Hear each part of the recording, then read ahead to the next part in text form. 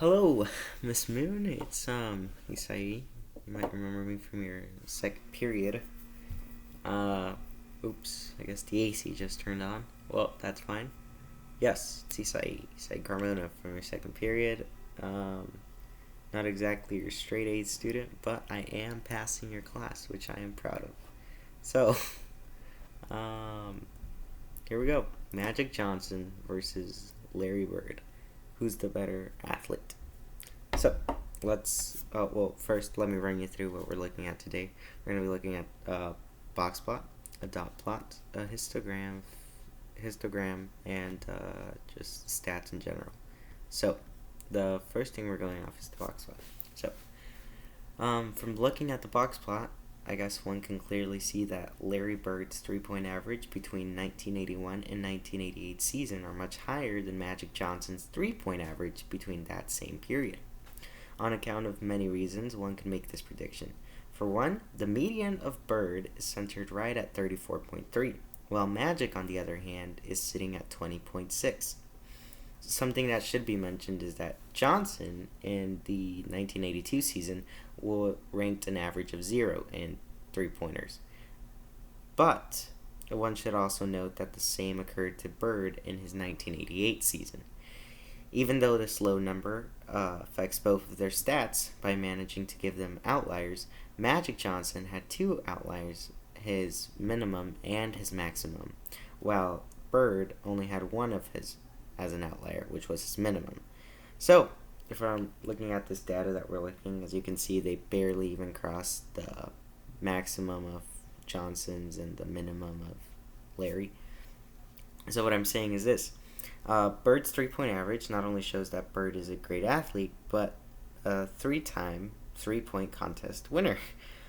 But it not only shows that he's a great athlete, but he also has a great three-point average. And aside from having a great three-point average, he shows it by winning the three-point contest 3 years.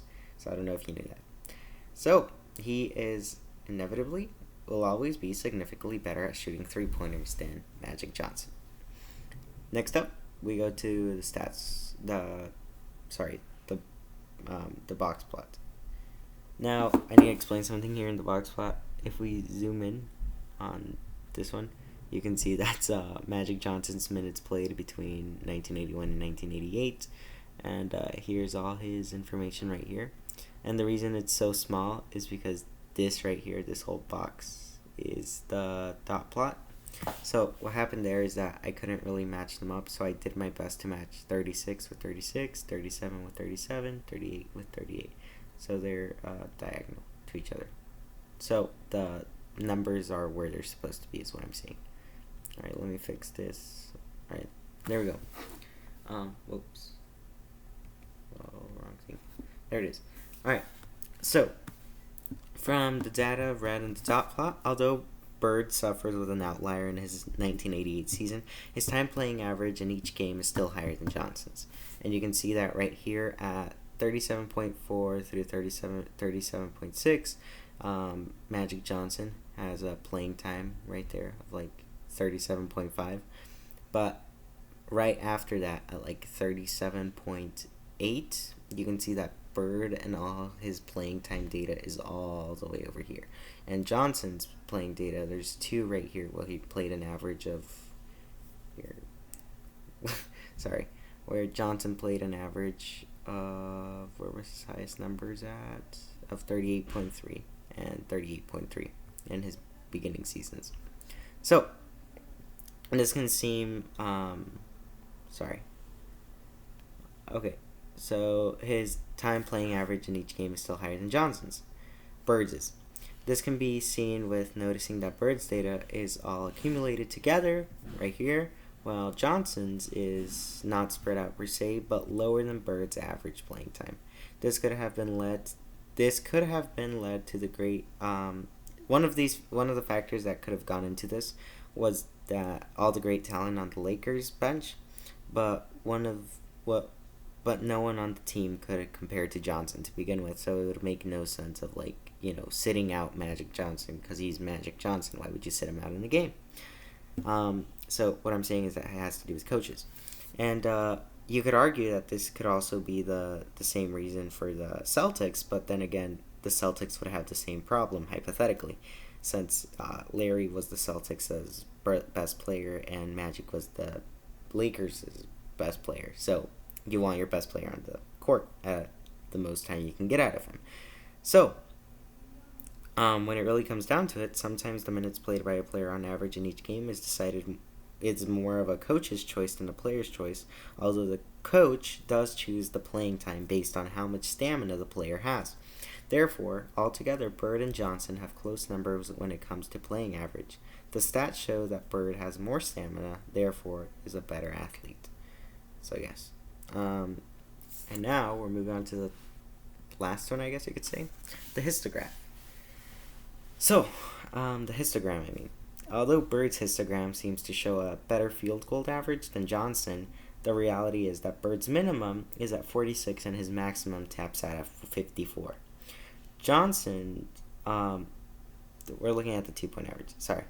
Johnson, on the other hand, starts at 48 and ends at 58. So for starters, although Johnson's range is larger than Bird's, not only does his field goal average start at a higher number, but his median is also greater. From looking at the graphs, one would think that because Bird's data shows that his numbers are skewed left at his percentage of the field goal, then that his percentage of field goals points must be higher than Johnson's, since Johnson's graph appears to be slightly asymmetrical. Still, although it may not seem like it, the graphs read that Bird scored 52 to 54 average field goals each game 37.5% of the time. Johnson, on the other hand, scored at least 52 field goals 75% of the time.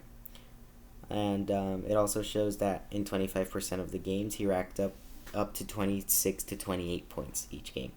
So, once again, these numbers are incredibly close, but according to the data, Johnson is the better athlete when it comes to shooting field goals. So now we have it's like 1 for 1. Larry Bird is incredibly better at shooting 3-pointers than Johnson.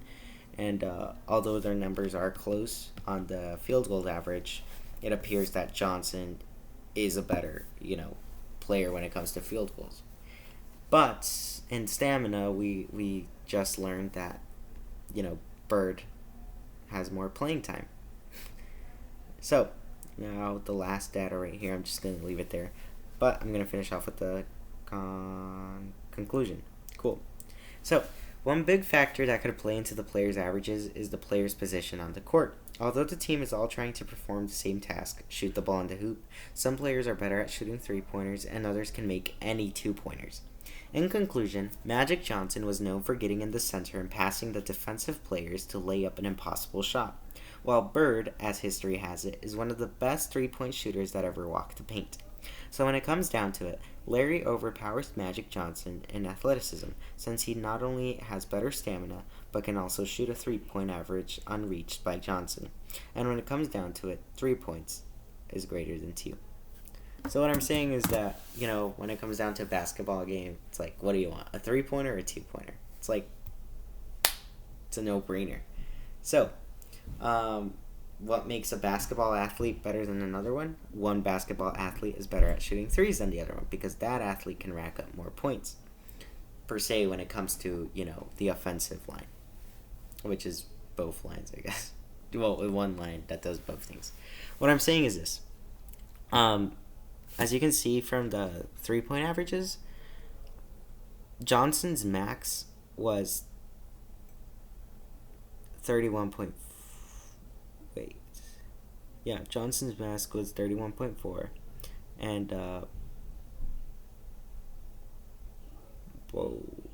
wait a second, sorry. Johnson's max was 31.4, while Bird's max was 42.7, and I guess right here, down here, we can see that. What I'm saying is this. Sorry, I'm gonna edit out this part. Thank you, Miss Moon. I'll see you in class.